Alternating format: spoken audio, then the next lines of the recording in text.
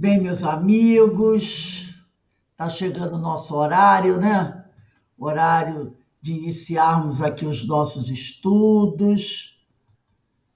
Hoje, dia 22 de outubro de 2022, e nesse horário nós sempre fazemos o estudo dessa obra, que é Paulo de Tarso e as Leis Morais. Esse livro de Guilherme Del Valle da Silva. Nós estamos aqui estudando ainda a lei de adoração, e é uma obra que tem trazido para a gente bastante interesse, de informações muito interessantes. Então, antes de nós iniciarmos aqui o nosso estudo, nós vamos fazer a nossa prece. Pai amado, Pai de infinita misericórdia e justiça, estamos todos reunidos aqui, Senhor, em Teu nome, em nome de Jesus, para podermos aproveitar essa oportunidade, aonde mergulhamos nesses textos, aonde conhecemos um pouco mais sobre esse evangelho abençoado, sobre toda essa história do povo hebreu, para que assim, Senhor, possamos crescer em sabedoria, crescer em amor, buscar aprimorarmos nossos conhecimentos, buscar despertar o nosso interesse para as coisas mais edificantes e assim, Senhor, buscar o nosso progresso que se faz tão necessário em toda a nossa caminhada. Sempre aproveitamos essa oportunidade que o Senhor nos concede, de reunidos aqui, vibrando em conjunto, pedirmos que o Senhor, por acréscimo de misericórdia, tenha piedade desses irmãos que estão sofrendo, porque são muitos ainda os nossos irmãos em sofrimento. Que todos eles possam ser abençoados, possam ser fortalecidos e amparados. E hoje, como vimos há poucos momentos, através de uma mensagem que veio do nosso irmão Carlos Alberto Braga Costa, hoje, se estivesse encarnada, seria aniversário da nossa irmã Meimei. Meimei, uma grande trabalhadora do Senhor, um espírito muito voltado para a criança, para os espíritos, né, que estão chegando à Terra, que Meimei possa nos fortalecer, possa nos amparar, possa colaborar com as nossas energias, para que assim, Senhor, nós possamos estar sempre envolvidos por esses espíritos amigos, esses espíritos trabalhadores, porque esses são realmente aqueles que podem acrescentar valores importantes ao nosso espírito. Então, que Meimei possa nos abraçar, possa nos auxiliar, como ela tem auxiliado tantos espíritos. E assim, envolvidos por essas vibrações amorosas que vêm do alto e caem sobre cada um de nós, te pedimos amorosamente que nos permita, Senhor, darmos por iniciados nossos estudos do dia de hoje. Graças a Deus. E ontem, por coincidência, nós falamos sobre o marido de Meimei, né? Falamos sobre ele e hoje seria aniversário de Meimei, dia 22 de outubro, né? Aniversário de Meimei. Eu botei lá até no grupo, no nosso grupo, né? Para que a gente lembre desse espírito, essa grande trabalhadora. Ela nasceu em 22 de outubro de 1922. Horror. Ela era Irma de Castro Rocha. Irma de Castro Rocha, conhecida como Meimei. Então, um espírito, né, que realmente se tornou uma grande trabalhadora da Seara do Senhor. Que ela possa nos inspirar. Então, vamos iniciar aqui o nosso estudo? Rose. Oi, Fábio. Rose. Então, eu não vou mais me esquecer da Meimei, não, porque hoje também é aniversário da minha única filha. E parabéns, parabéns. Obrigada. Que Deus a abençoe e ilumine sempre. Obrigada, Nica. Leve a ela o abraço da casa de Francisco de Assis. Pode deixar que eu transmito, sim. Obrigada. Então, no nosso livro, o meu, eu vou começar na página 36. Eu não sei se é a mesma página de vocês, tá? É um parágrafo que começa assim: dificilmente, vocês acharam? Uhum, sim. Poderemos desenvolver a espiritualidade em plenitude sem antes vivenciarmos a religiosidade, né? Então, espiritualidade é viver o que é espiritual. E a religiosidade é o modo como nos conectamos com Deus. O indivíduo que se considera ateu até pode ter maior nível, né, maior nível de espiritualidade do que alguém que professa alguma religião. Todavia, essa noção espiritual é relativa e muito frágil, pois dificilmente conseguiremos nos ver como criaturas imortais se não compreendermos a existência de uma inteligência superior e absoluta que é Deus. Então, realmente, né, se nós não conseguirmos nos perceber como seres imortais, e isso é uma grande dificuldade para um grande número de pessoas.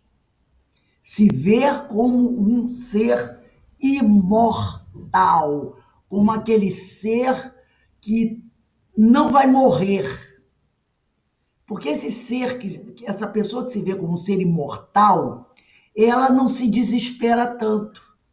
Ela sabe, principalmente, que as coisas vão acontecer paulatinamente, que a natureza não dá saltos, ela também não vai se cobrar tanto assim, porque isso é uma das grandes problemáticas nossas, às vezes, é a forma também como nós nos cobramos, e cobramos os outros, como se fosse assim, é hoje só e amanhã não tem mais, entendeu? A gente se vê muito assim, e vê o outro também. Ah, meu Deus, esse está perdido. Aquela famosa frase. Esse está perdido. Esse não tem jeito. Essa pessoa que usa muito esses argumentos em relação a si ou em relação ao outro, ela tem dificuldade de se ver como ser imortal.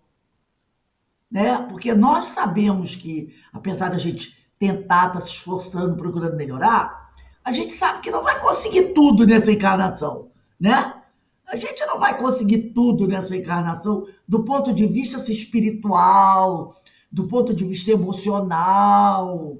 Vão acontecer as recaídas, muita coisa a gente ainda vai fazer questão, exigir, mas é aquela ideia, não, eu tô me esforçando para melhorar, eu estou me esforçando para melhorar. Então não pinta aquele desespero. E essa criatura também, ela muitas vezes, ela tem essa dificuldade de compreender a existência de uma inteligência superior e absoluta que é Deus. E também de ter a certeza de que Deus não erra. Que essa é outra coisa que a gente tem dificuldade, né? Será que Deus está certo? Será que eu mereço passar mesmo pelas coisas que eu estou passando?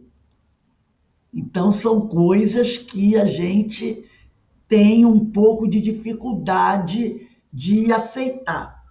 E ele diz aqui, como alguns princípios fundamentais do Espiritismo, a imortalidade da alma e a pluralidade das existências, que é a reencarnação, são expressões da sabedoria e da misericórdia divina. Então, imortalidade e reencarnação são expressões da sabedoria e da misericórdia divina.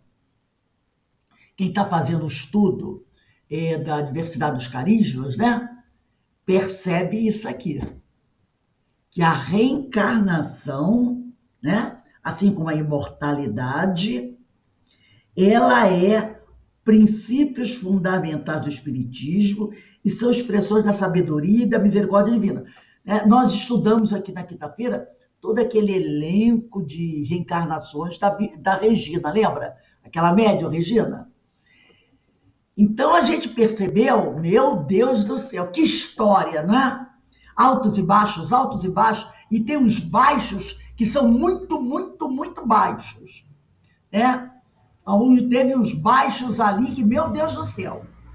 E aí, se não tivesse reencarnação, gente, seria desse espírito, né? Desse espírito que seria assim, um desespero total pelo que ela fez. E olha que nós só vimos uma coisa grave que ela fez. Teve outra, mas o que ela fez assim foi assim, aterrorizante.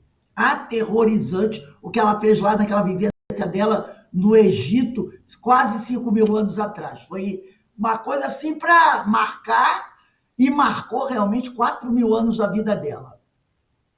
E aí, se isso não tivesse reencarnação, como é que seria para resolver uma situação dessa? Não se resolveria. Não se resolveria, né? Então, sem a pluralidade da existência e a mortalidade da alma, torna-se muito difícil argumentar, conversar sobre a justiça e entendermos quem realmente somos. Não haveria como falar de justiça divina sem a reencarnação, porque para quem não é reencarnacionista, é complicado. É complicado. Perceber e ver algumas coisas e não ter como explicar, né? Aí ele diz aqui, a religiosidade, que é o modo como nós nos conectamos com Deus, não se relaciona diretamente com nenhuma religião. É um sentimento natural no ser humano, comprovando assim que é uma lei divina. Quando bem intencionadas, as religiões auxiliam no desenvolvimento desse sentimento inato em seus seguidores. Por exemplo, está havendo agora, não vamos falar da razão, né, do motivo pelo qual isso está acontecendo, mas eu tenho acompanhado aqui no Facebook um movimento de cristãos sem igreja. É um grupo de pessoas, né? Se formou aí um grupo de pessoas, né, de várias religiões, tá? De várias religiões. Deixa eu ver aqui, só para ver se eu pego o nome direitinho.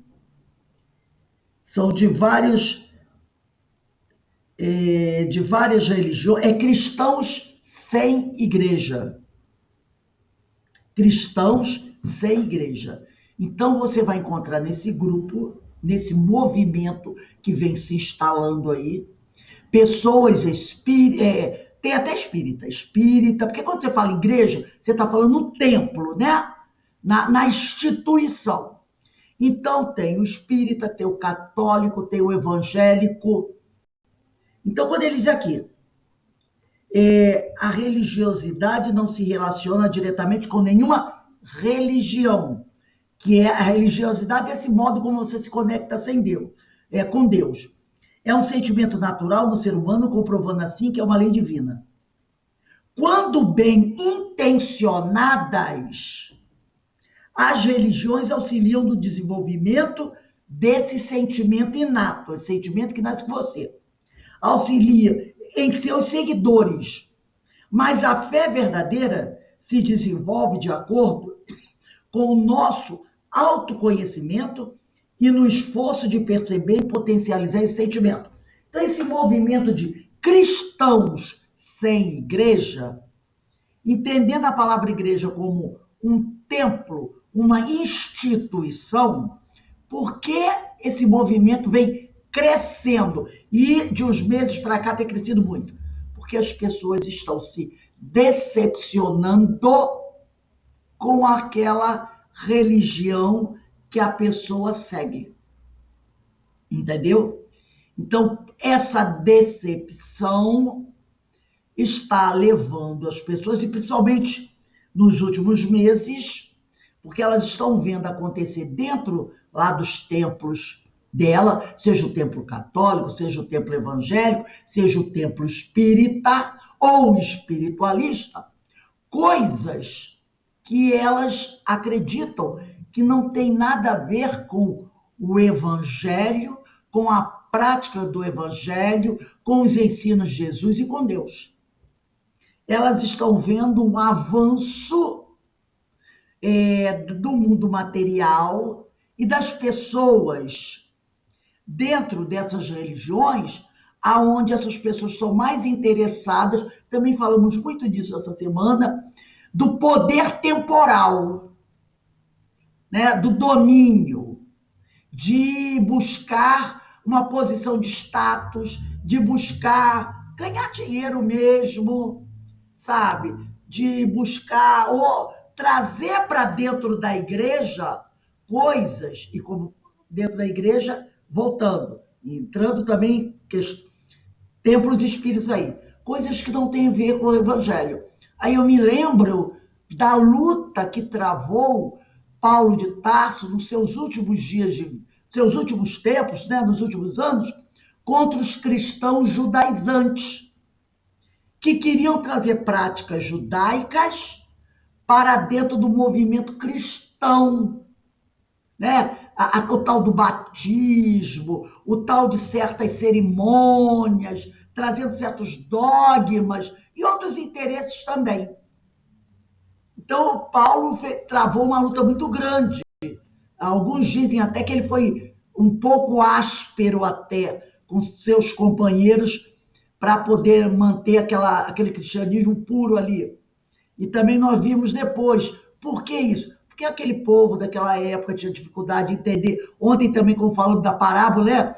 Que Jesus não falava tudo, ele enfeitava um pouco as parábolas, porque aquelas pessoas não tinham condições de entender, mas depois para os apóstolos ele falava com mais profundidade para eles esclarecerem depois. E o que eu andei lendo, eu fui ler o depoimento dessas pessoas no Facebook, a maioria é isso. Percebendo que não, o Cristo está desaparecendo das religiões, né? O Cristo está desaparecendo. Então, as religiões estão colocando dentro dos seus templos, nos seus depoimentos lá, muita coisa das questões materiais, temas que nada tem a ver com a religião.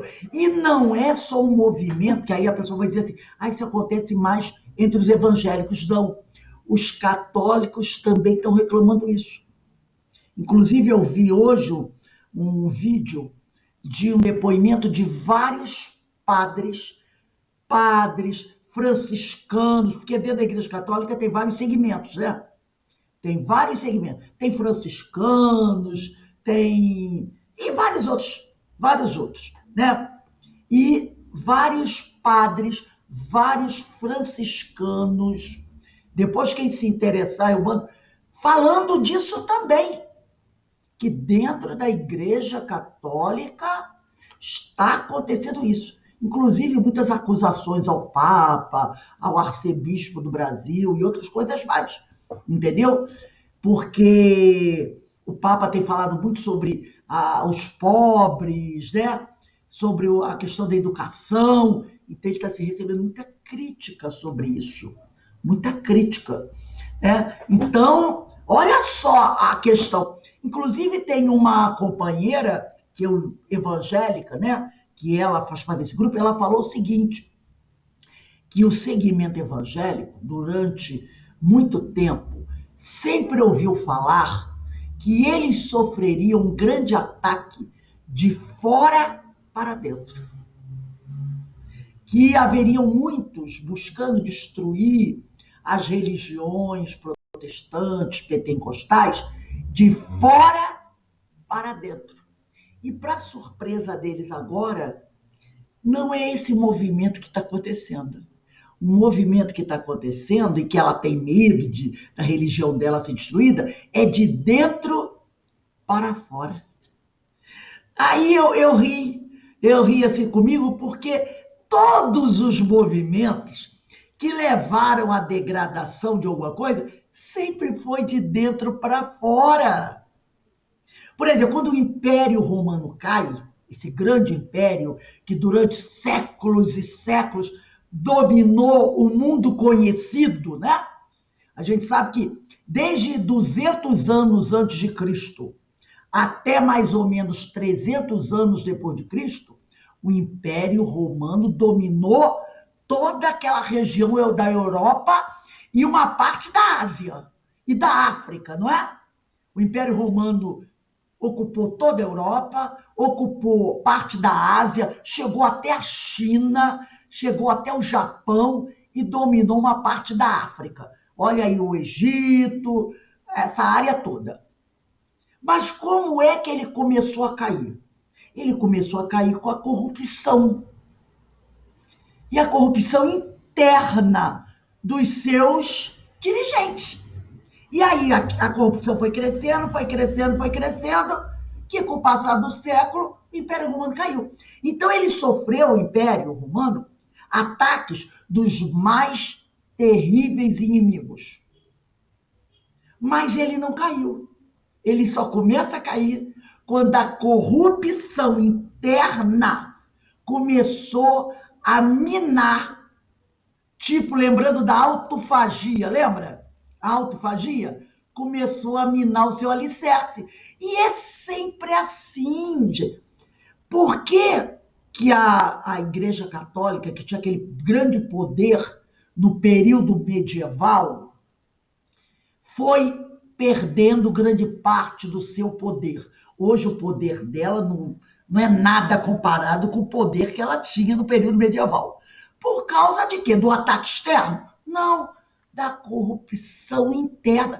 Assim é com toda instituição poderosa. Quando começa a haver problemas internos, ela começa a fraquejar. Vocês podem ver isso. E aí ela fala da surpresa que ela teve.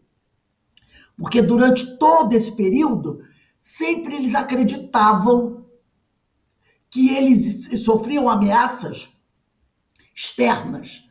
Era o famoso, o fulano da outra religião, a outra religião vai nos atacar. Era essa a ideia que eles tinham, né? A outra religião vai nos atacar. Então a gente precisa combater a outra religião. Mas agora ela disse não. Nós estamos nos deteriorando por dentro. Com a permissão de quê? De que elementos estranhos começam a penetrar. Quando você não fala mais de Jesus para falar de outras coisas. Entendeu? Quando você não fala mais de Deus para falar de outras coisas. E é assim. É a mesma coisa vai acontecer com a doutrina espírita. Se a doutrina espírita não se segurar ali com o Evangelho, com Jesus, na simplicidade, não é? Porque o Evangelho sempre se caracterizou por duas coisas: pureza e simplicidade. Essa semana eu estava conversando com a Denise sobre uma mensagem que não vale nem a pena a gente receber, né, comentar, que eu recebi, passei para ela e fizemos uma análise, né, dessa mensagem. Né, ou não é uma mensagem, é uma publicação que alguém fez se referindo a uma mensagem de Emmanuel, por exemplo, só um negócio assim. Aí você percebe o que ali? É esse tipo de coisa. Um ataque ao espírito Emmanuel. Um ataque velado, sutil, mas um ataque. Que muitos espíritas podem ler aquilo e nem se tocar. Mas é um ataque. Então a gente tem que estar muito atento a isso. Atento a Jesus, à pureza, à simplicidade do Evangelho. Porque senão o espiritismo não está blindado. Ele não está blindado. Tá? O problema do espiritismo é essa questão desse movimento espírita. né? Que é formado de homens, de pessoas que muitas vezes se distanciam de Jesus. Basta nessa mensagem que eu mandei para Denise, né, falando, basta a gente pensar, a gente poderia imaginar aquela frase na boca de Jesus? Não, então acabou. Então ele diz aqui, né? Quando bem intencionadas, religiões auxiliam no desenvolvimento desse sentimento inato em seus seguidores, quando bem intencionadas. Mas a fé verdadeira se desenvolve de acordo com o nosso autoconhecimento e no esforço em perceber e potencializar esse sentimento. Assim, com a nossa consciência desperta de que somos filhos de Deus, teremos mais facilidade para adquirir a espiritualidade, né?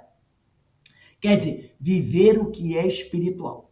Para viver a lei de adoração, é necessário compreendermos o papel da fé. Já dissemos que não basta crer simplesmente. É necessário viver a fé com ardor. É necessário sentir.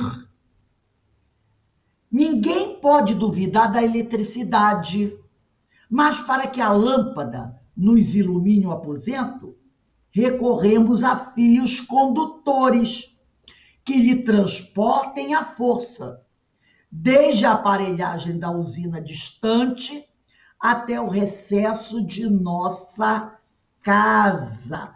Porque você olha, né? Você olha assim, a luz está me iluminando. Mas peraí, até essa luz te iluminar, tem um trajeto a ser feito. Primeiro tem o rio, não tem o rio com grande volume de água? Tem a usina hidrelétrica, tem todo o sistema de transmissão, tem o poste em frente à sua casa, tem os fios que ligam esse poste para dentro da sua casa, tem toda a instalação elétrica, tem o disjuntor, que se ele não estiver funcionando, pode estar tudo funcionando, mas tem o disjuntor, e tem a lâmpada, que se estiver queimada não adianta nada. Há todo um conjunto. E aqui tem um livro, aí ele diz assim, leciona o benfeitor Emanuel.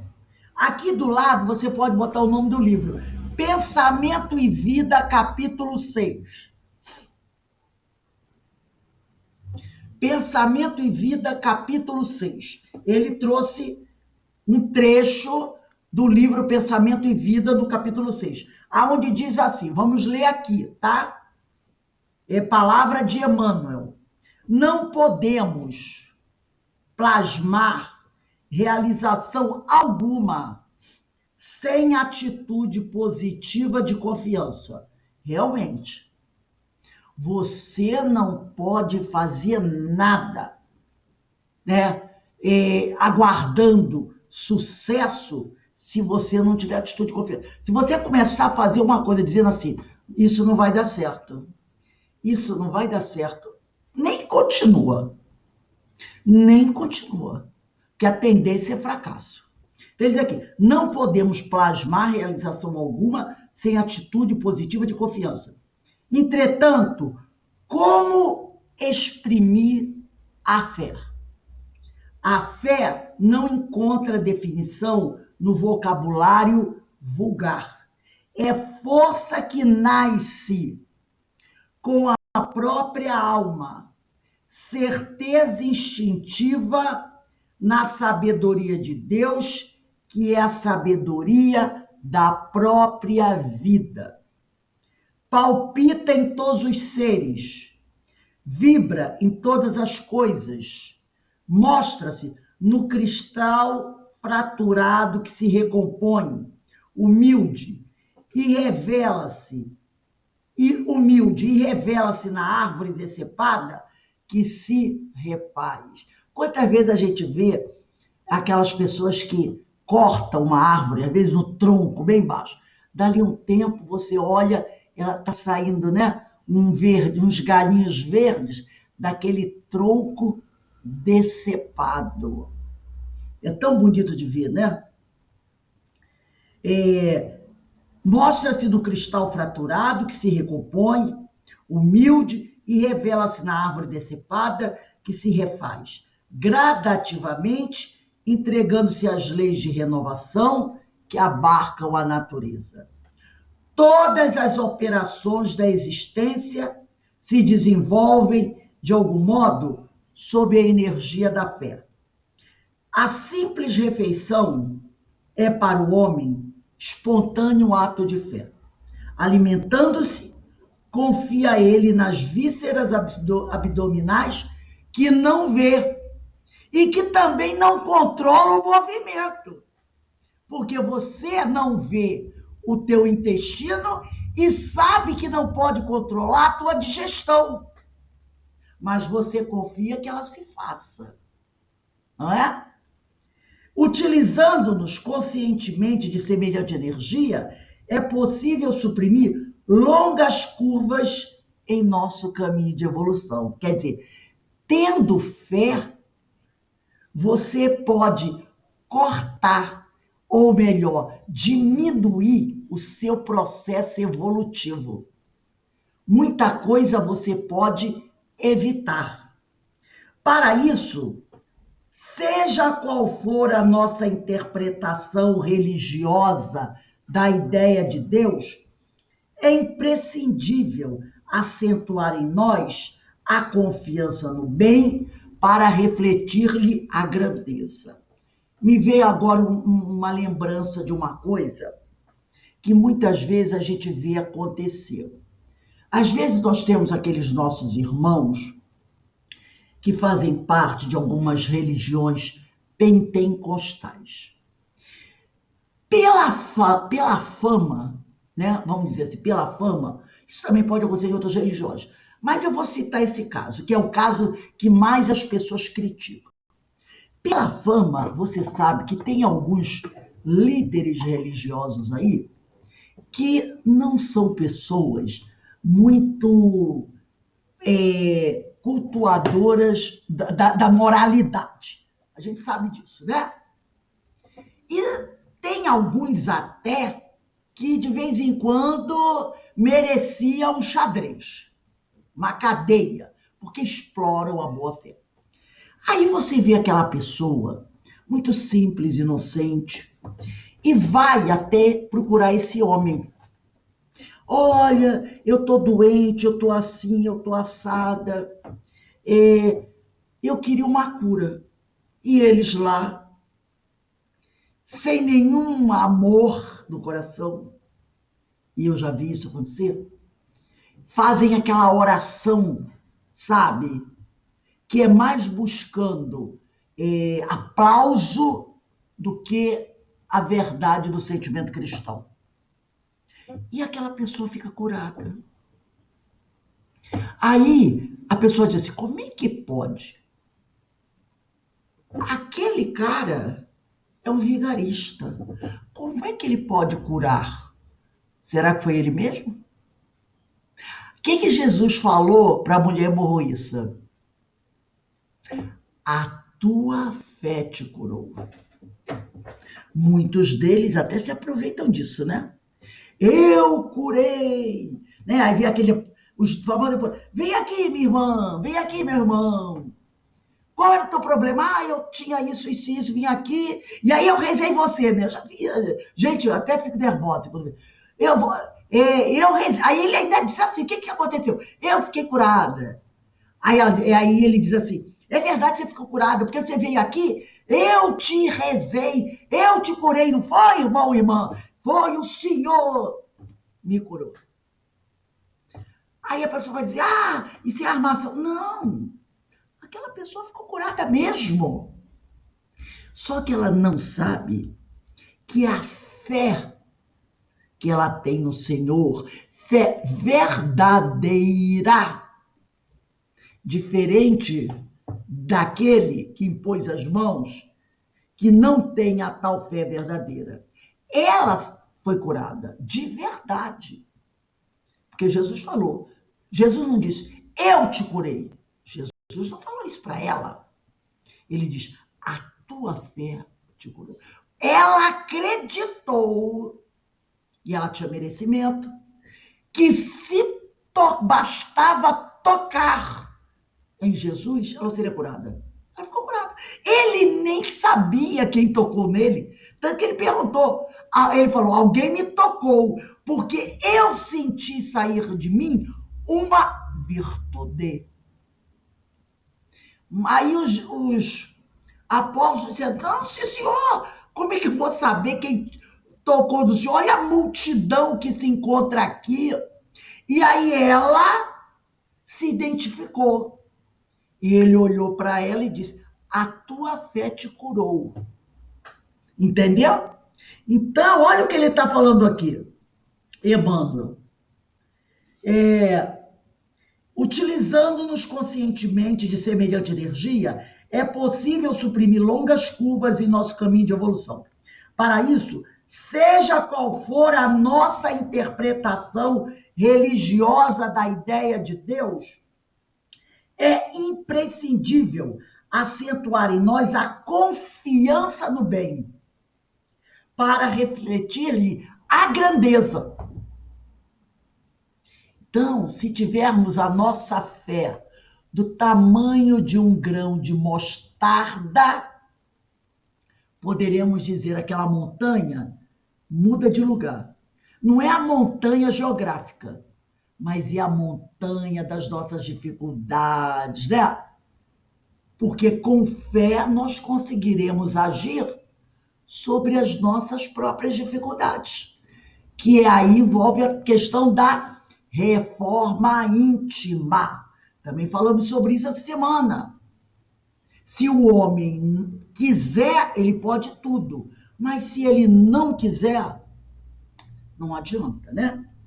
Aí Emmanuel continua. Recordemos a lente e o sol. O astro do dia distribui equitativamente, de forma igual, os recursos de que dispõe. Convergindo-lhe, porém, os raios com a lente comum, dele auferimos poder mais amplo. Você pega uma lente de aumento, né? Vem um raio de sol. Se você botar um pouquinho de palha, uma palhazinha aqui, e você pegar uma lente de aumento e botar na direção do raio de sol, esse raio de sol aumentado pode tacar fogo naquela palha, porque foi potencializada a sua força. E pode tacar fogo naquela palha. Aquela palha pode começar a queimar. O bem eterno é a mesma luz para todos, mas concentrando-lhe a força em nós, por intermédio de positiva segurança íntima, fé, de certo com mais eficiência, lhe retrataremos a glória. Então isso aqui é importantíssimo. O bem eterno, a misericórdia divina, ela é distribuída de forma igual para todos. Não é verdade? É para todos. Mas se eu concentrar essa força em mim, por intermédio da minha fé, eu com mais eficiência retratarei em mim essa misericórdia do Senhor. Então é isso que Emmanuel está querendo falar para nós. E mais uma vez chega essa posição, essa questão, né? Que a potência está em nós. Somos nós é que podemos fazer a diferença. Agora, para que isso aconteça, tem que ser aquilo que a Denise escreveu aqui do chat para a gente. Temos de ser o servo vigilante, né? Mantermos-nos vigilantes. Continuando aqui o texto. A religião é o sentimento divino que nos liga ao Criador. É o caminho, tá? O próprio José Herculano Pires já falou isso. A religião é o caminho. E aí ela diz aqui, difere da fé. Difere dessa religiosidade, que é a força que nasce com a própria alma, como Emmanuel falou, né? Uma coisa que a gente traz conosco. Certeza instintiva na sabedoria de Deus, que é a sabedoria da própria vida. Logo, para que possamos cumprir a lei de adoração em sua plenitude, né? E essa, como já falamos aqui, né? Essa lei de adoração, ela transmite para a gente. Deixa eu só pegar aqui uma questão, uma coisinha aqui. Ela transmite para a gente essa religiosidade. Ah, não, já passou. Então, eu só queria voltar a uma coisinha aqui. Deixa eu ver se eu acho, só para a gente reforçar isso. Deixa eu ver aqui.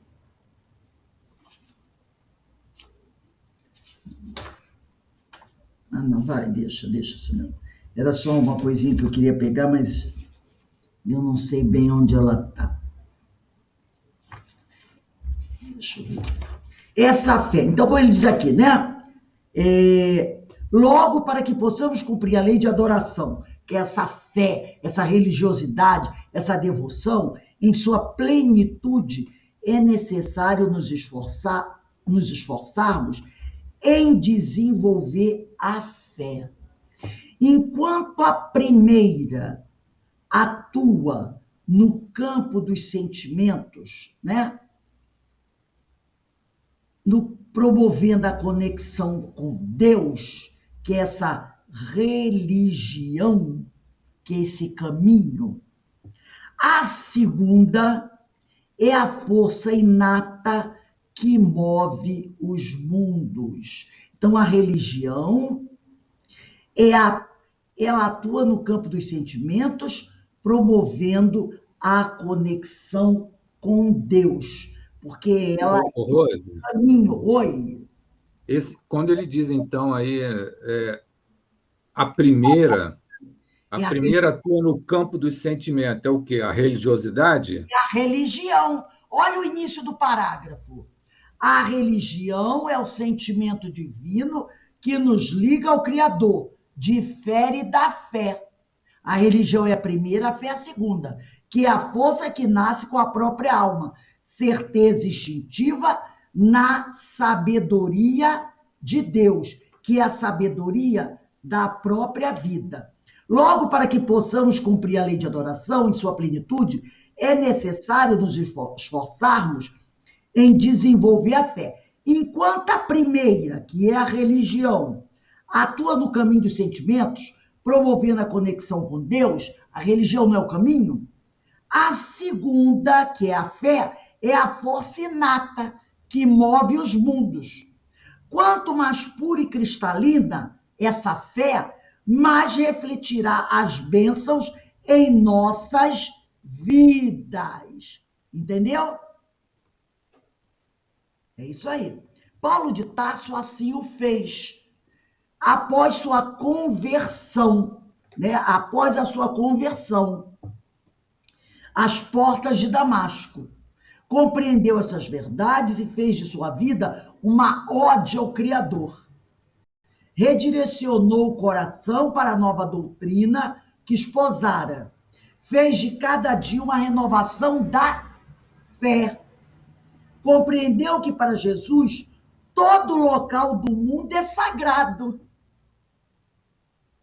À beira de uma praia, num monte, num bosque, na casa de Pedro, em qualquer lugar. Qualquer lugar é sagrado, porque nós ainda temos a ideia que lugar sagrado é o templo de pedra. Não é essa a ideia que nós temos? Que o lugar sagrado é o templo de pedra. Mas Jesus, Paulo compreendeu que para Jesus todo local do mundo é sagrado, não somente dentro dos templos religiosos, pois o mestre pregou e curou à beira da praia, dentro de um barco, nas ruas das cidades, nos jardins, nas casas, e também subiu ao monte a fim de orar. Por exemplo, vamos pensar numa pessoa que cometeu muitos crimes, foi presa. Está numa penitenciária qualquer aí, um Bangu 18 da vida, cercado por marginais, por pessoas que não se transformaram, tá? Que nós chamamos de marginais, estão à margem da lei. Mas ele já começa a mudar o seu padrão vibratório. Ele começa a encontrar o caminho do amor. Ele começa a encontrar no Evangelho o seu alimento espiritual. A cela dele, aonde toda noite ele vive, ele dorme, aonde à noite ele pega o Evangelho, a Bíblia dele, lê, reflete, faz a conexão com o divino, a cela dele dentro do presídio se tornou um lugar sagrado. Entendeu? A cela dele é um lugar sagrado. E ele é alguém que foi preso e condenado, talvez, por ter matado, estuprado, traficado, roubado outros seres humanos. Pode ser alguém que cometeu o ato mais vil, mas para nós espíritas não cabe julgar, não é? Porque ai daquele que disser raca para o seu semelhante. Então, ele é um equivocado, mas como qualquer pessoa e como nós, tem direito à misericórdia do Pai que nunca lhe falta e tem direito à busca da reabilitação. Se ele se conecta com Deus, aquela cela daquele presídio se torna um local sagrado. Para muita gente isso aí entendeu? Heresia! Só lá na igreja, de preferência na minha, você vai encontrar salvação. Só que Paulo reconheceu isso aqui. Ele compreendeu que para Jesus todo local é sagrado. E ele pregou e curou em todos os lugares possíveis. Jesus fazia do mundo um altar e uma oficina de trabalho que conduz homens e mulheres a Deus. Demonstrou que podemos nos conectar ao Criador em qualquer local. Isso aqui derruba vários dogmas. Entendeu?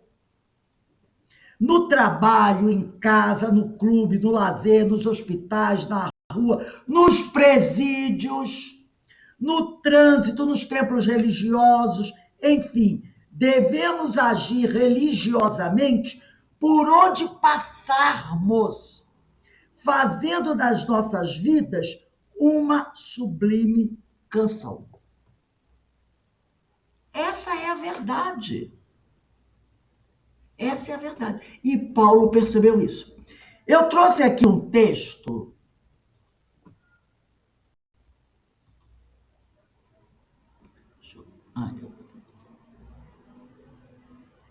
Deixa eu afastar aqui.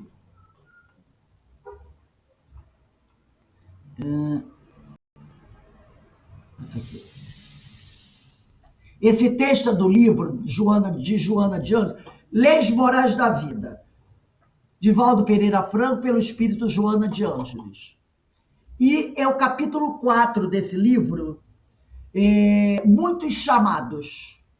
Tá lá, esse Muitos Chamados está em Mateus, capítulo 22, versículos de 1 a 14, trata da parábola da festa das bodas. Lembra o nosso estudo de ontem, das parábolas?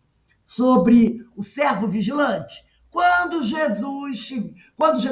Senhor estiver retornando das bodas, é assim que começa, né? Quando o Senhor estiver retornando das bodas, ele espera que o seu servo lhe abra a porta e esteja vigilante, preparado para recebê-lo. E aí, a Joana começa assim: mesmo hoje é assim. Atônita, as multidões procuram a diretriz do reino dos céus. Não obstante, engalfinham-se nas hórridas lutas pela posse da terra. Fascinam-se com as narrativas evangélicas e comovem-se ante os padecimentos do Senhor quando leem a sua vida. Todavia, não se resolvem seguir em definitivo os roteiros iluminativos por meio dos quais os valores humanos mudam de expressão. Isso é uma verdade, né? A pessoa lê o Evangelho, analisa as passagens desse Evangelho, se emociona quando vê filmes sobre a vida de Jesus, né? Quando lê certos trechos do Evangelho, mas fica tudo ali na periferia. Não permitem que isso a toque com profundidade.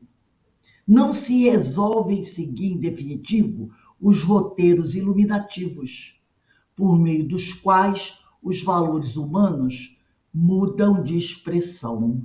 Aí eu lembro a parábola, o ensinamento do jovem rico, não lembra? Que ele vai conversar com Jesus: Senhor, eu faço isso, eu faço aquilo, eu respeito os profetas, eu sigo a lei, eu cumpro todos os mandamentos, eu faço tudo. Aí o Senhor, experimentando aquele jovem, porque ele já sabia o que ia acontecer, ele pergunta assim, e aí o jovem pergunta para ele: o Senhor, o que eu tenho que fazer? O que me falta fazer, na realidade? Porque ele disse para Jesus que ele fazia tudo, né? Então ele diz assim: o que me falta fazer para conquistar o reino dos céus? Aí o Jesus olha para ele, né, e diz assim: olha, vende tudo que possui e dá aos pobres. Vende todos os seus bens e o dinheiro que você receber, doe para os pobres. O que o rapaz fez? Ele abaixou a cabeça e foi embora. Isso que ele fez. Entendeu? Examinando igualmente o comportamento de muitos companheiros de lides, quer dizer, muitos companheiros que militam no movimento religioso, né? Verificarás que a parábola expressiva do Senhor, essa da parábola das bodas, e é aquela parábola que as virgens estão ali, né, esperando com a candeia, mantém-se em plena atualidade para eles também. Depois de experimentarem o contato com as legitimidades do Espírito, sentem-se dominados pelo desejo sincero de espraiarem as certezas que a Boa Nova lhes oferece. Entretanto, aos primeiros impedimentos e problemas, foi o que aconteceu com o jovem rico. Ele disse que ele estava pronto para abraçar Jesus e só queria saber o que ele precisava fazer. E quando ele soube o que precisava fazer, ele esmoreceu, né? Então, aos primeiros impedimentos e problemas, perfeitamente consentâneos, adequados com a posição evolutiva que os caracteriza, reagem dizendo-se descrentes, atormentam-se e debandam. Acreditam esses irmãos que são credores de especiais concessões, tendo em vista haverem recebido o convite para o banquete na corte do grande rei e o terem aceito com demonstrações de vivo entusiasmo. Então é aquela, né? A parábola das bodas, quando o rei manda convidar as pessoas para a festa em seu palácio. Poxa, eu recebi o convite. Se eu recebi o convite é porque eu sou alguém que tem valor, eu sou alguém importante, porque o Senhor não ia mandar o convite para participar de um grande evento como esse para aquele varredor de rua. Não lhes acode, porém, ao discernimento que para qualquer solenidade se faz indispensável compostura própria, traje adequado. Por isso, as multidões esfaimadas de amor e sabedoria ainda não se resolveram fartar-se nos celeiros sublimes da revelação espírita, ora ao alcance de todos, demorando-se em contínua aflição. Então, a Joana aqui está trazendo para a gente que, já que o espiritismo é o cristianismo primitivo, o espiritismo não é esse cristianismo que foi deturpado ao longo dos milênios pelas religiões. Entendeu? O espiritismo é o cristianismo que saiu, é o ensinamento que saiu da boca do Cristo. Por isso que ele chegou até nós através dos espíritos superiores e não através dos homens, porque se ele chegasse até nós através dos homens, teria sido deturpado ao longo dos milênios, como o cristianismo que deu prosseguimento através da Igreja Católica e de outras religiões, se deturpou. Ele veio através do próprio Cristo, que enviou seus mensageiros, os espíritos superiores, até Allan Kardec, para que ele reunisse toda essa palavra da espiritualidade, não é? Organizasse, compilasse e publicasse, para que nós pudéssemos ter contato com a palavra verdadeira do Cristo.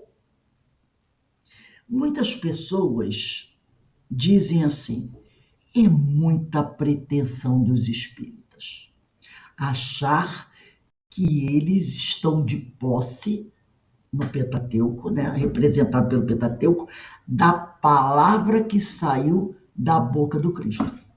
Mas é isto mesmo. Se nós acreditamos que somos espíritos imortais, se nós verdadeiramente acreditamos que somos reencarnacionistas, se nós acreditamos que o intercâmbio espiritual existe, é efetivo, e temos fé nessa verdade, então nós sabemos que a doutrina espírita é o consolador prometido por Jesus, é o cristianismo redivivo, quer dizer, o cristianismo vivo novamente. Então, por isso Joana fala, por isso as multidões sofredoras, desesperadas, carentes de amor e sabedoria, porque elas receberam muito conhecimento, sim, o conhecimento humano, que não as consolou. Por isso Jesus falou, eu vou enviar o Consolador, porque ele sabia que seriam 2000 anos de muito conhecimento, né? De muitas filosofias, mas que não bastariam para consolar e amparar o homem. Porque para consolar e amparar o homem na sua verdadeira dor, que não é a dor de tomar uma facada, um tiro, perder a cabeça, não. É a dor moral, que é a pior das dores para o espírito. Então, ele sabia que esses espíritos, né, Joana fala que esses carentes, enquanto eles não buscarem o Evangelho de Jesus, abraçar esse Evangelho, exemplificar esse Evangelho, enquanto ele não aplicar a lei áurea em sua vida, que é amar a Deus sobre todas as coisas e ao próximo como a si mesmo, ele continuará em contínua aflição, mesmo que ele conheça todas as filosofias mais lindas que existem no mundo, filosofias criadas pelos homens. É isso que ela está dizendo. E por isso as multidões esfaimadas de amor e sabedoria ainda não se resolveram fartar-se nos celeiros sublimes da revelação espírita. Ora, ao alcance de todos, demorando-se contínua aflição. Porque nós sabemos, nós estamos, como diz Joana aqui no parágrafo anterior, para que você possa fazer parte das bodas, você precisa estar trajando a veste adequada. Buscando os tesouros do espírito, disputam aguerridamente as posses que os ladrões roubam, as traças roem e a ferrugem gasta. Então o homem, ele sai em busca dos tesouros do espírito, mas ele, na realidade, se engalfinha pelas posses, né? Pelas posições do mundo. Tudo transitório, porque no momento que morrer, não leva a nada disso. Já que recebeste o chamado, e nós já recebemos, para a transformação moral, diz Joana, ao alento da luz espírita que te aclara os dédalos, os labirintos do mundo interior, não titubeis. Estuga, quer dizer, acelera o passo na senda habitual e reflete, deixando-te permear, transpassar pelas lições de esperança e renovação com que te armarás para os combates ásperos contra os severos adversários que a quase todos vencem. O egoísmo, o orgulho, a ira, o ciúme e os seus sequazes. Porque tem muito mais coisinhas aí. Ensinando pelo exemplo, fraternidade e amor. Esse é o bom combate. Esse é o combate mais importante que nós teremos que travar. Não é contra o outro irmão da outra religião, não é contra o irmão da outra filosofia, não é contra o irmão ateu. Não é contra aquele que me odeia, que não simpatiza comigo, que pensa diferente. É contra esses severos adversários que eu trago ainda comigo e que muitas vezes tem feito tombar no campo de batalha muitos bons guerreiros. Ô, Rose. O egoísmo, o orgulho, a ira, o ciúme e os seus sequazes. Pode falar, amigo. Na oração que Jesus nos ensinou, né, no último trecho, diz: não deixeis cair em tentação, nos livrai do mal. A gente interpreta muitas das vezes que o mal é o mal externo. Não, o mal é esse, o egoísmo, o orgulho, nos afastar desse mal que está dentro de nós, Exatamente. Que nos impede o nosso aprimoramento. Exatamente. E é o que ela diz aqui, né? Que a gente, né, se prepare para esse combate, para vencer esses adversários, ensinando a nossa arma, ensinando pelo exemplo, não é só pela palavra, fraternidade e amor. Por isso que Francisco diz, pregue o evangelho, se necessário, use palavras. Porque você pode pregar o evangelho pelo exemplo. Recorda-te de Joana, de Jesus, que não veio para compactuar com as comezinhas paixões, nem tampouco para agradar os campeões da insensatez. Jesus não veio ao mundo para isso, não.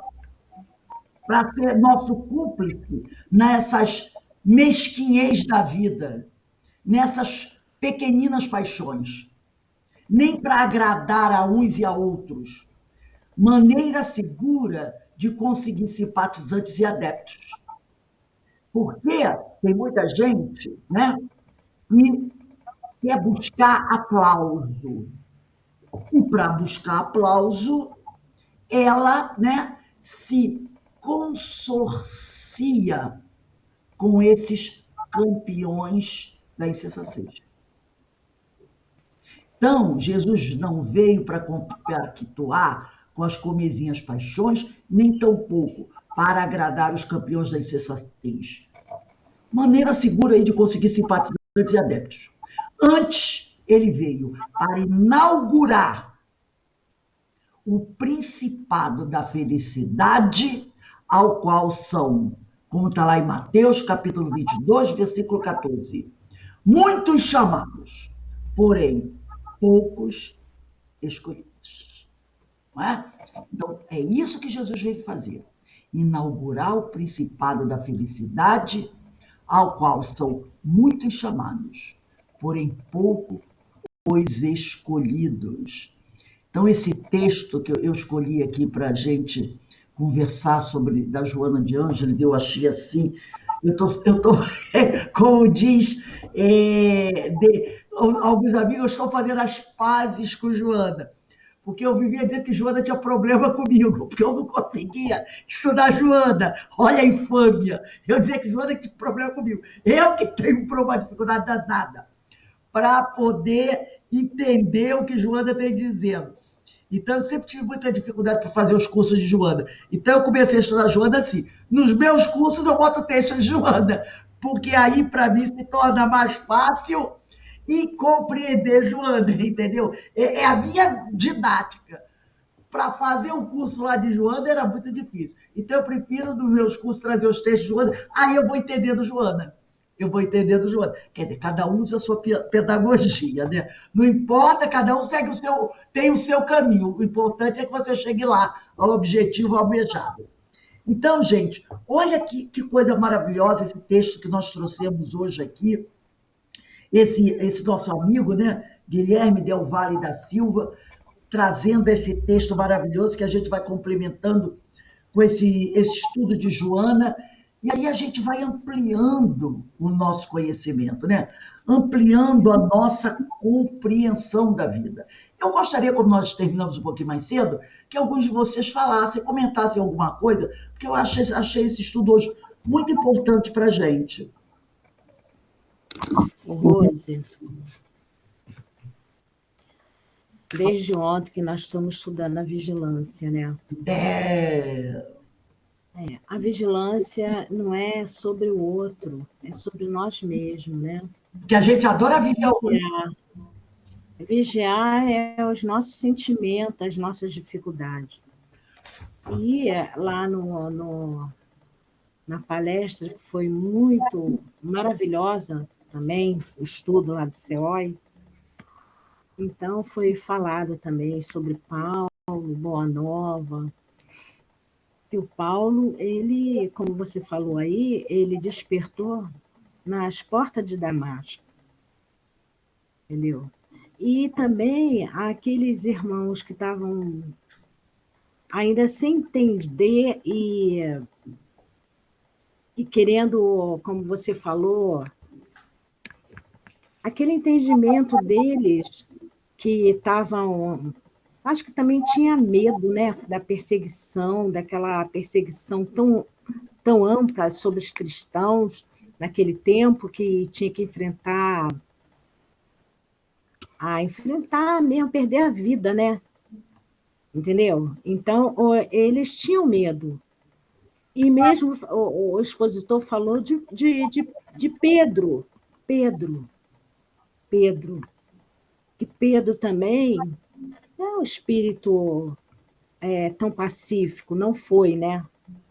Quando Jesus o escolheu. Ele era um pouco belicoso, sei lá como é que é. Mas é assim mesmo. A gente tem que aprender a nos, vamos dizer assim, saber que nós também estamos nesse processo de crescimento. Ainda não somos esse espírito tão perfeito. Estamos trabalhando isso, entendeu? Assim como Pedro, no final, ele já era um espírito como Jesus pediu, né? E está até hoje trabalhando, né? Que eu acredito que... Com certeza. Entendeu?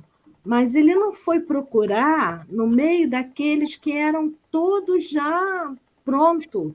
Não, espírito rudes, não Homem de é? boa vontade.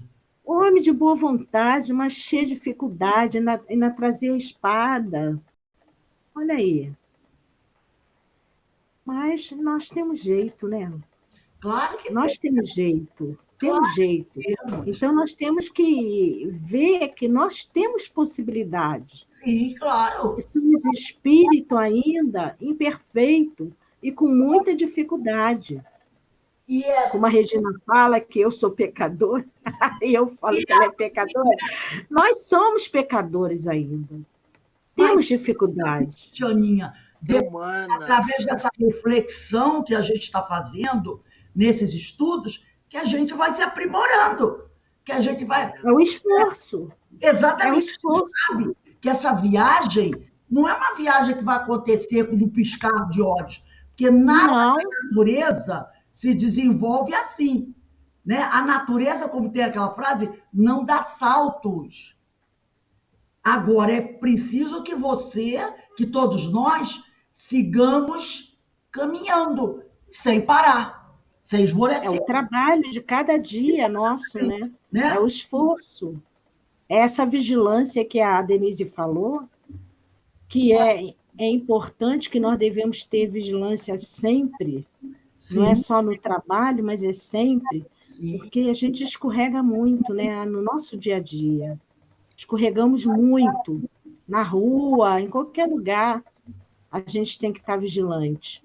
Eu É achei uma vigilância constante, mas não é para a gente ser melhor do que ninguém, e dizer não, que sabe muito, que estamos cheios de luz, que estamos... Nada disso, para que a gente possa melhorar um pouquinho, eu entendeu? achei aqui E ser instrumento para o trabalho. isso, Esse instrumento que Jesus espera de todos nós. E exatamente. nós estávamos falando, conversando também, como você falou aí das casas, dos templos que estão vazios. Muitos de nós estamos muito na internet, nós não estamos indo à casa espírita levar a nossa energia, entendeu? Não que o trabalho não vai ser feito. Vai ser feito, sim, mas é primordial que a gente possa voltar à nossa casa espírita para dar força, coragem, para dizer para o outro: eu estou contigo, eu estou aqui, eu estou te ajudando, entendeu? Isso é importantíssimo. As casas realmente estão vazias, Eu achei aqui vazias. de um livro do Richard Simonetti, que já desencarnou, nós sabemos que Richard Simonetti desencarnou. O nome do livro é Por uma Vida Melhor, é um marcador de livro. E o primeiro parágrafo diz assim: para quem deseja uma existência melhor, indispensável buscar a melhor parte da existência. Então, para quem deseja uma existência melhor, indispensável buscar a melhor parte da existência. Vigiar e fazer boas escolhas, né? E trabalhar, né, Rose? A gente tem que trabalhar. Não é só trabalhar dizendo, eu estou trabalhando. Claro que tem que trabalhar, mas que a gente dê a mão ao outro, que a gente possa. Olha, lá na nossa casa, sabe quantos médios tinha para dar passe? 2 médios. Entendeu? Então, a gente precisamos de nos erguer e esforçar. O esforço de cada dia, da gente dizer, eu estou aqui, Jesus, conta comigo, entendeu? E vamos nos unir. O que eu posso fazer para que aquela casa que nós amamos tanto não feche? É a mesma Olha aí. nós temos a nossa O casa. Filho de Deus tem dois trabalhadores. A nossa casa, Aninha, é pequena. Vocês conhecem, né? Acho que você veio, né, conhecer a nossa casa. Eu não sei se você... Não fui. Ainda não fui na tua casa. Então, a nossa casa é uma garagem. A nossa casa é uma garagem. Era uma garagem que a pessoa que estava vazia, estava cheia de entulho, essa pessoa maravilhosa limpou a garagem, pintou, arrumou. A nossa casa espírita é uma garagem. E nessa garagem nós nos reunimos. Somos 5, né? Temos agora a nossa amiga Ana Nascimento frequentando lá. E nós realizamos as nossas palestras, os nossos estudos, as nossas reuniões, nossas irradiações e aplicação do passe. E mantemos a nossa porta aberta nas segundas, quintas e sextas-feiras para receber quem ali. Então, às vezes, vai por algum motivo, a Denise, vai eu e o Beto, meu marido, subimos a ladeira lá, abrimos a casa, ficamos lá durante todo o tempo. Nós dois encarnados. Mas a porta da casa está aberta. Não, o CEOI também. O CEOI também está aberto. Casa está o CEOI está aberto e todas as outras casas também, Rose. A nossa parte. Cada um de nós vamos fazer a nossa parte e trabalhando para Jesus. Estamos trabalhando para... O nosso patrão é Jesus. Verdade, Rose. Mas você me entendeu direitinho, né, Rose? Claro, você me entendeu. Você me entendeu. Porque não adianta a gente dizer que a gente está trabalhando, reformando, se a gente não tem um ânimo de sair para poder, entendeu? E aqui a gente... É tão bom se você... Agora já chegou a Ana para te dar a mão. Não é bom? Lá o CEOI também era pequenininho. É frio de 8 graus, 12 graus, 13 graus. Isso. Vai, sobe, desce brincando, desce rindo, desce com o guarda-chuva aberto, desce abraçado porque está muito frio, desce com a água junto, porque às vezes a água está descendo ladeira abaixo, que é muito alta, a rua é muito alta. A gente desce, sobe de qualquer maneira e desce. Importante, eu sempre digo, vamos, hoje está muito... Vamos assim, com frio, com sol, só não vai se tiver doente, vem se tiver na cama. Mas tá sol, tá frio, tá chovendo, tá com lama, tá sem lama. Vamos. Mas é isso que é, Rose, entendeu? É isso, entendeu? O trabalho é esse. Agora, ninguém reclama de nada, não, entendeu, Rose? Isso aí é uma observação da Ana. Eu sei, eu tô dizendo, a gente... Não é ninguém reclamando, ninguém reclama de nada. É bom a gente reparar o seguinte, que a gente não está indo porque nós somos melhores. Nós estamos... Não. Nós somos altamente necessitados. Eu sou mesmo. Sou mesmo.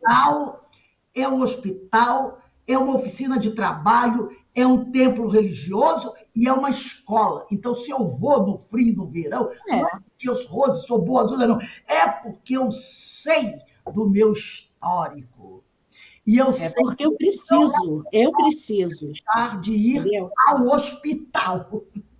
Então, a casa espírita, para mim, é um hospital, porque eu sou uma pessoa altamente doente espiritualmente. Então, eu preciso do médico Jesus. E quem precisa do médico não pode pedir para o médico vir visitá-lo. Tem que correr atrás do médico. E é isso que eu faço.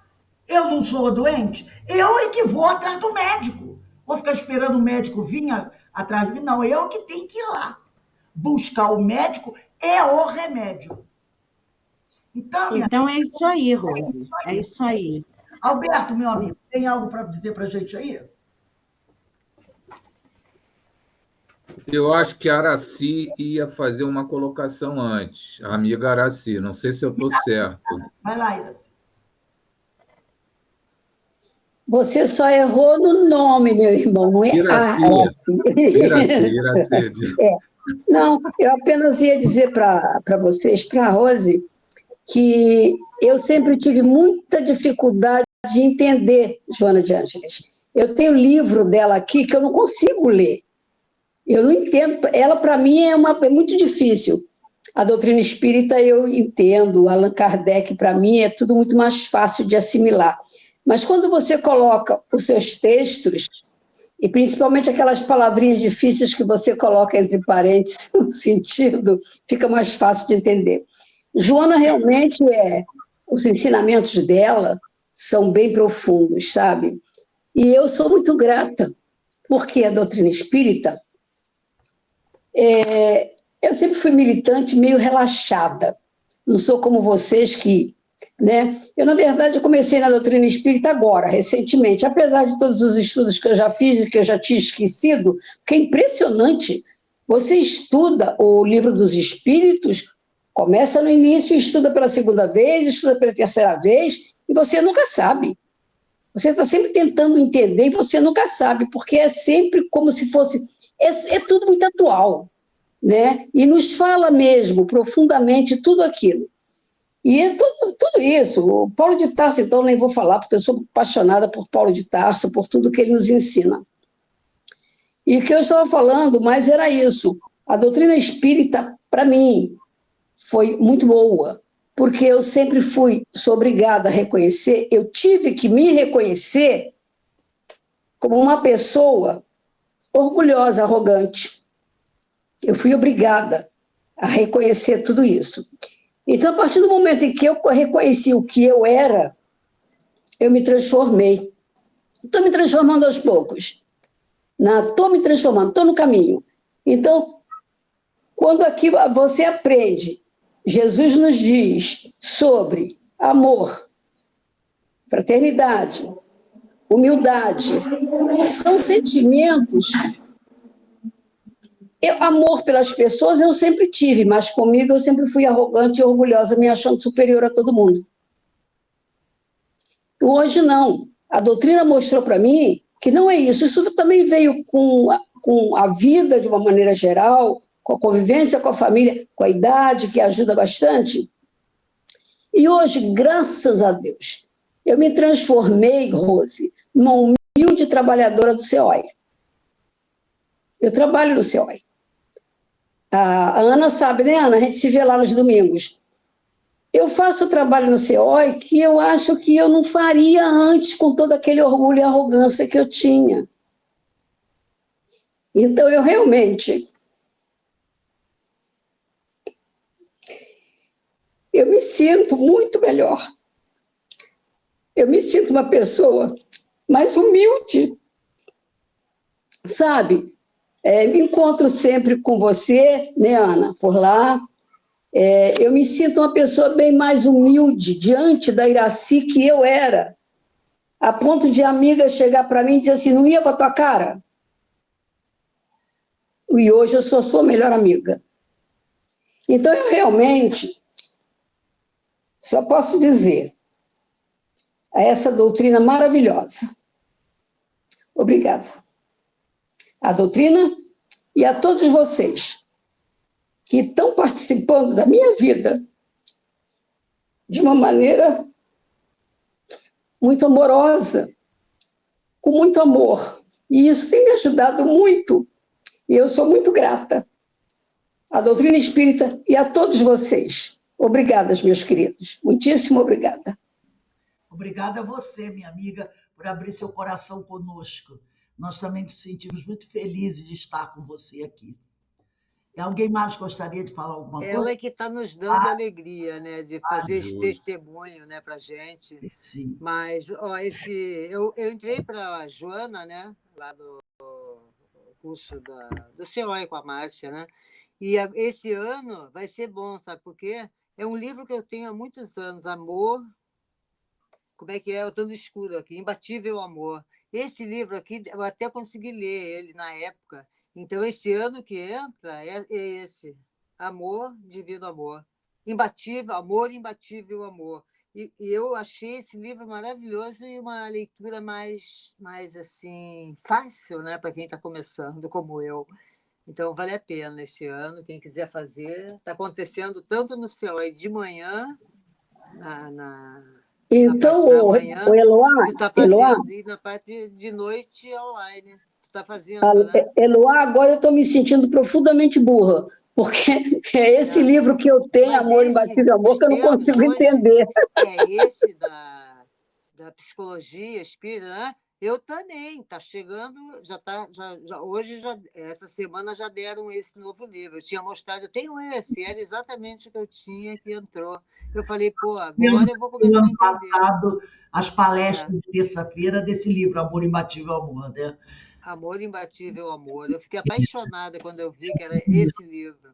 Mas, olha, é falar que é aquela história, né? Nós temos tanto para fazer, tanto para fazer, tanto para doar, tanto para receber, principalmente para amar, né? Porque essa situação toda que está acontecendo não é só em nós, o mundo está em guerra, e aquela sensação assim horrível que a gente fica angustiada, mas nós temos uma coisa, nós temos, eu não digo nem a religião, eu digo nós temos o amor de Jesus, o amor de Deus, essa espiritualidade, e principalmente não esquecendo esses companheiros, que eu não vou citar nome, abnegados a nos auxiliar, porque realmente nós sozinhos, nós somos muito pouco, né?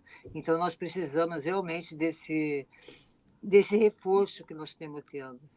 Né? Então, não tem palavras para dizer obrigado, companheiros e companheiras, pelas lições, pelos puxões de orelha, principalmente uma coisa que nós precisamos, muito puxão de orelha. Isso a gente ainda precisa, todos nós, né?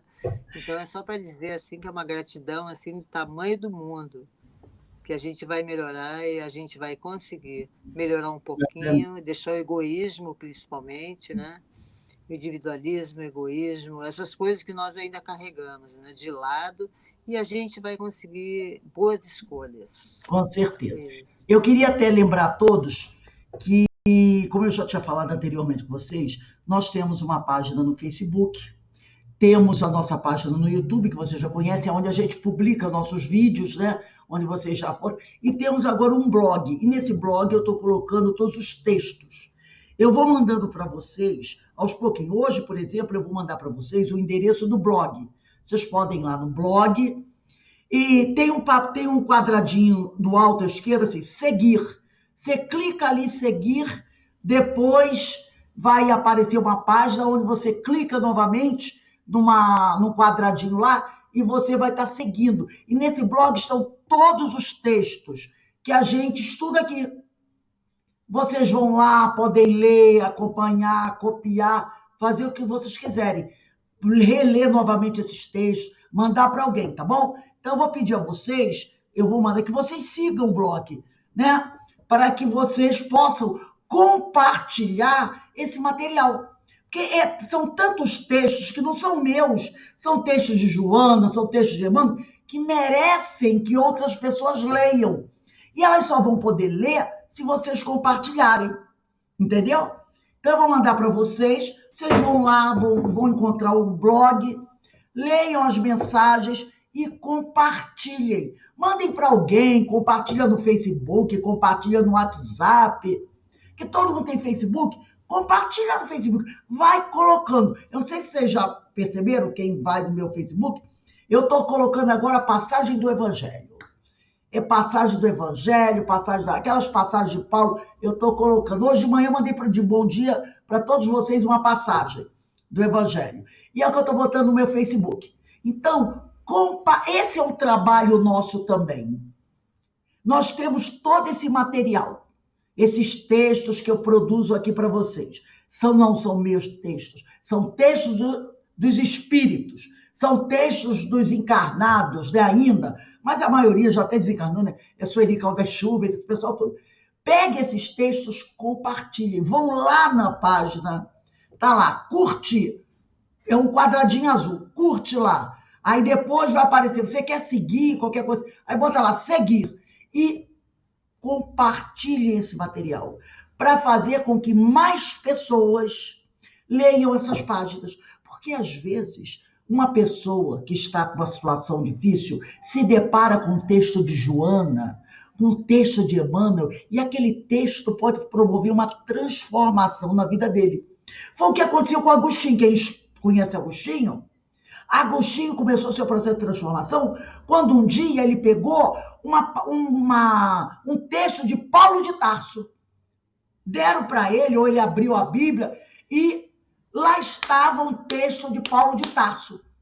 Tanto que ele era discípulo de Paulo. Quando ele leu aquele texto de Paulo, aquele texto deu uma chacoalhada nele, que ele começou a se transformar. Isso está lá naquele livro, né? As Confissões de Agostinho. Às vezes uma pessoa dessa lê um texto desse, e esse texto promove uma mudança na vida dela, sabe? Ela lê aquilo, lê uma Joana, lê uma frase de Joana, lê uma frase de Emmanuel, e aquilo dá um toque. E pode ser você que tenha proporcionado essa oportunidade, esse irmão. Então, compartilhem. Vão no blog, peguem e compartilhem. Não importa para quem você manda, mas pode ser que você esteja até salvando uma pessoa, tá bom? Então, nós vamos encerrar aqui o nosso estudo de hoje, agradecendo a Deus essa oportunidade, e eu vou pedir para a nossa irmã Iraci fazer a nossa prece de agradecimento. Iraci, por favor.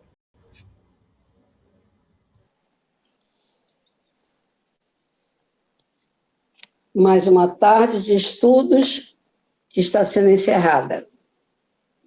E nós agradecemos ao nosso mestre amado e aos nossos irmãos, Paulo de Tarso, Emmanuel, todos esses espíritos que por aqui estiveram e deixaram, mesmo depois já desencarnados, mandando mensagens lindíssimas, como Emmanuel, que mandou tantas coisas para a gente através de Chico, não é? Então, nós agradecemos a espiritualidade amiga, que está sempre conosco, a nos fortalecer. Às vezes nós não ouvimos, às vezes nós não percebemos, mas eles não desistem. Eles são insistentes, querem o nosso bem, e nós temos que fazer por onde? Para seguir com muito amor, com muita paciência, com muita compreensão, tudo isso que vem ao nosso encontro. Obrigada, mestre, por nos orientar, por nos colocar no caminho certo que nós temos que seguir para a purificação de nosso espírito, que é por isso que nós estamos encarnados. Nós não estamos aqui a passeio, nós estamos aqui a trabalho de nós mesmos, em prol de nós mesmos. Quando nós fazemos pelo outro, na verdade, estamos fazendo por nós mesmos. E é para isso que nós pedimos força, luz, coragem e muito amor na nossa caminhada. E vamos seguir caminhando sempre, sempre, com muita fé em nossos corações. Obrigada a todos, agradecendo também a nossa orientadora nesses estudos, aos nossos irmãos que aqui estão.